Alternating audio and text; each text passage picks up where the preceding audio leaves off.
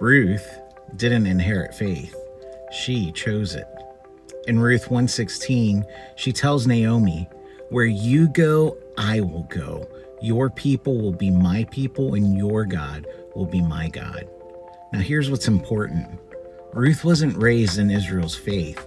She was a Moabite, an outsider from a different religion and a different culture. And at this point in the story, her life was collapsing. Her husband had died, Naomi lost everything, and the future looked uncertain. And Ruth had every reason to walk away. But instead, she made a choice. Not a perfect theology, not a certainty, not all the answers. She chose relationship. Your God will be my God. Sometimes faith doesn't begin with certainty. Sometimes it begins with trust in the middle of confusion. Ruth chose the path toward God before she understood where the path would lead.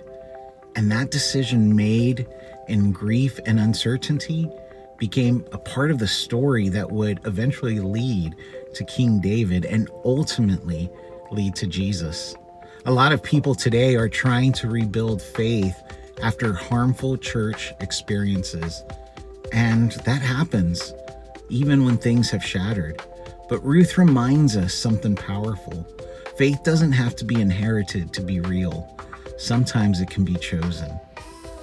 So if your faith feels fragile right now, start small today. Choose one practice that reconnects you with God. Maybe a short prayer, maybe read one psalm, maybe a quiet moment of honesty. Faith often begins as a relational decision before it becomes a theological certainty.